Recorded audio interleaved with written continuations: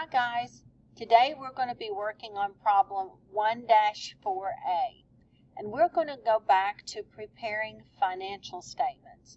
I know you've been preparing transactions in an expanded form, but today we're going to put them all together in a financial statement.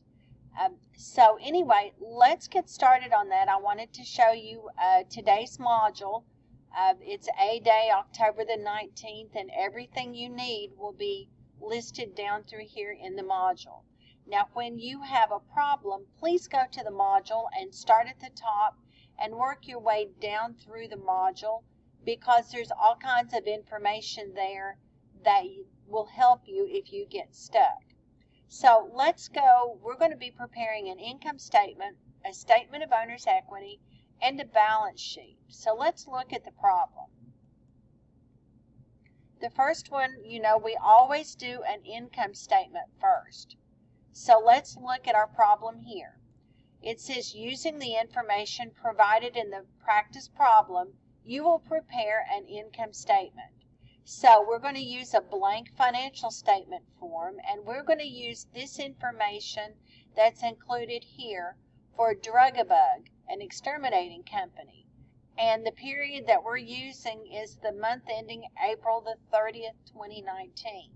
So the first thing you do is you need to open the blank financial statement form. And it will open in your Google Drive like this. The first thing we are going to do is file, make a copy.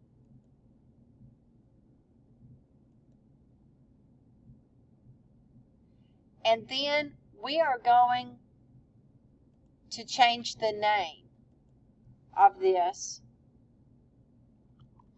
And I'm going to change the name to income statement. Okay? Now, the first thing you do in preparing an income statement, just to refresh your memory, is remember you have the 3 lines of information that have to appear at the top of a financial statement. So the first line is the name of the company, and it's Drug-A-Bug. The next line is the name of the financial statement. So the one you're doing is income statement, because you always do an income statement as the first financial statement you do. And then our instructions said we're preparing it for a month. So it's going to be the month ending April 30th. So for the month ended April 30th, 2019.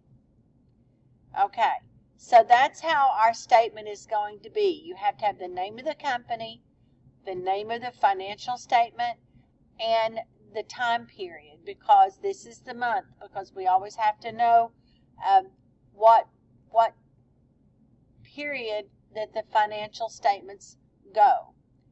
And on the income statement, remember you are doing revenue and expenses. So we will start out and we will say revenue. So let's go back to our problem and see what revenue accounts that we have for Drug-A-Bug. Okay?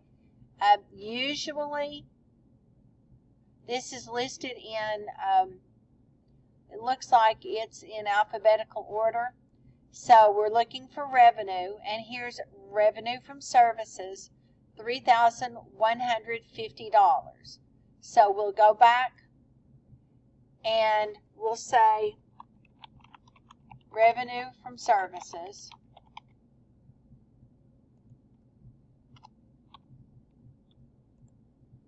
And I'll go back and check my amount, $3,150.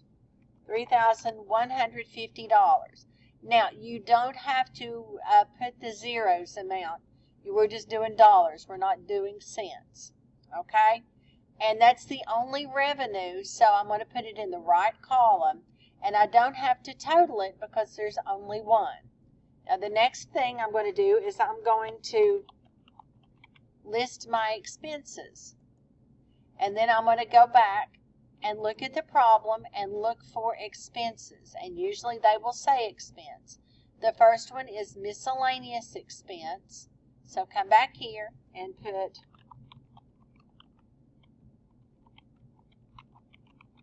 miscellaneous expense. And now I'm going to list my expenses in the left column because I have more than one.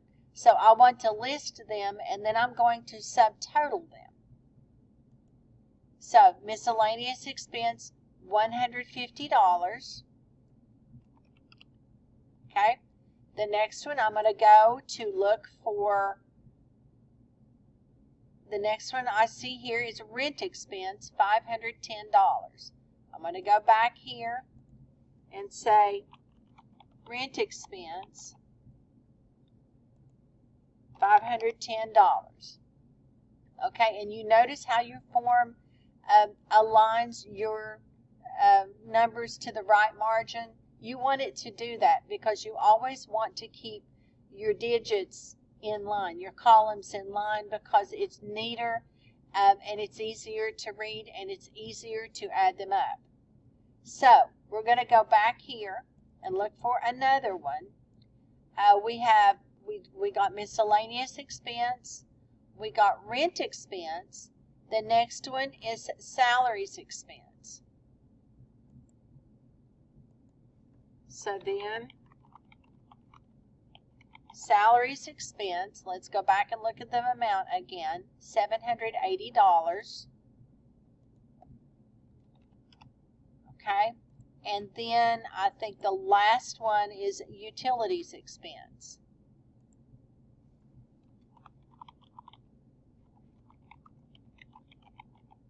And let's go back and check the amount again, $350. Okay, so then the next thing you're going to do is you're going to make sure that all of these, that you don't have any more expenses. And then when you get to the bottom, you will say total expenses. And then you will add all of these up and you will put the total in this column. Then you will say if you have more expense and more income than you do expenses, then you're going to say net income. And you will have, I'm going to put a dollar sign here because I'm not going to do the math for you. But you're going to put your number here, the total of these. You're going to add it up, and then net income will be your revenue minus your total expenses will be your net income. Now, if you had more expenses than you did revenue, you would have a net loss. But you'll have net income. So that's how you do this. Okay, now once you complete this, remember when you work on these documents, they are saved in your Google Drive. So you need to submit them from your Google Drive.